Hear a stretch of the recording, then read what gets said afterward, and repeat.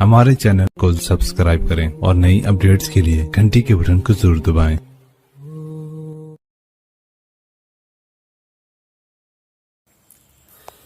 बिस्मिल्लाहिर्रहमानिर्रहीम। अस्सलामु अलैकुम वरहमतुल्लाहि वबरकातुह।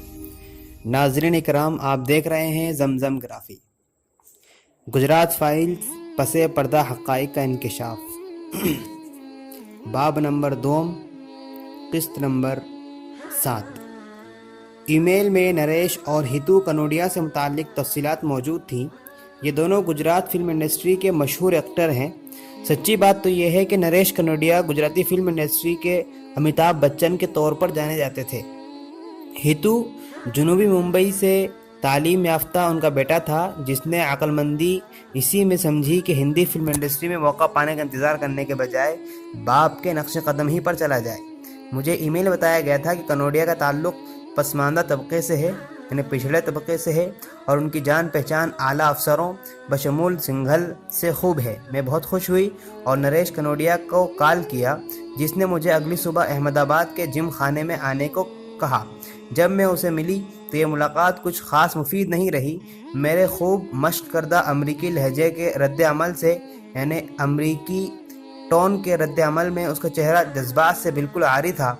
वो आईना देखने के लिए मुड़ा और अपने बालों में कंघी फेरने लगा।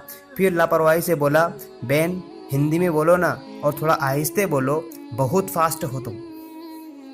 वाज़े तौर पर मैंने अपनी तैयारी सही तरीके से नहीं की थी। अगले 1 घंटे तक मैं उसे अपनी फ़िल्म के मौजू के बारे में समझाती रही। मैंने बताया कि मैं ऐसी फ़िल्म बनाना चाहती हूँ जिसमें गुजरात के वो पहलू जिन पर अमूमन नज़र कम जाती है दिखाए जाएँ। मसलन गुजराती फ़िल्म इंडस्ट्री और किस तरह पिछड़े तबकों के लोगों ने इस सनअत में तरक्की की है।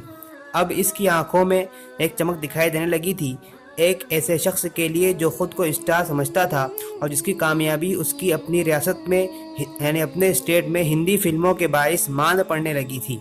एक विलायती यानी गैर मुल्की फिल्म साज के ज़रिए इस काम की तहसीन के मौके ने आखिर अपना मतलूबा असर दिखाना शुरू कर दिया। यानी उसे जब मालूम पड़ा कि ये गुजरात के मौजू पर फिल्म बनाना चाह रहे हैं तो वो बहुत खुश हो गया। दूसरे दिन मुझे गाड़ी चलाकर 100 किलोमीटर दूर एक गांव में पहुंचना था, जहां कनोडिया मुझे इंटरव्यू देना चाहते थे और उनकी ख्वाहिश थी कि फिल्म के सेट पर उनके करतब भी देखूं।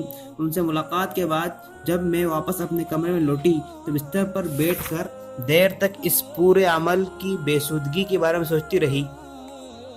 10:30 जो मौका था उसमें खतरा तो बहुत था, लेकिन उसके अलावा कोई दूसरा रास्ता था भी नहीं। दूसरी सुबह SLR और नोट से लेकर मैं जब अपने कमरे से बाहर निकली तो माइक ने मुझे रोकते हुए कहा, आपने आंखों में लेंस नहीं लगाए हैं। मैं अभी तक अपने नए अवतार यानी रूप की आदी नहीं हो पाई थी। फिल्म का सेट शहर के बाजू में एक गांव में तैयार किया गया था, जिसे देखने के लिए हजारों की भीड़ उमड़ पड़ी थी। कनोडिया का बेटा हितू, जो जनूबी मुंबई का एक खुश पोशाक ग्रेजुएट था, एक कैदी के लिबास में था और उसका बाप एक पुलिस अफसर का किरदार अदा कर रहा था। फिल्म की शूटिंग देखने के लिए मुझे एक कुर्सी दे दी गई।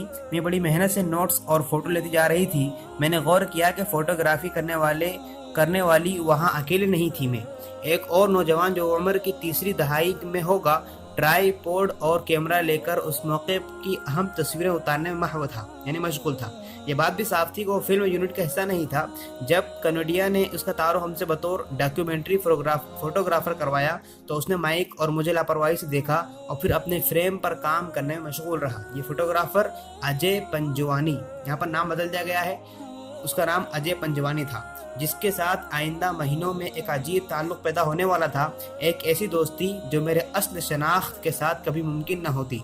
इस दोस्ती की बुनियाद अगरचे फ़रेब पर कायम थी, लेकिन मैथिली को इसकी ज़रूरत थी। अगले चंद दिन कनोडिया के सेट पर आने जाने में गुजरे, जहां यूनिट की चाय पर फिल्म के बारीक फ़नी पहलुओं पर गुफ्तगू होती रही।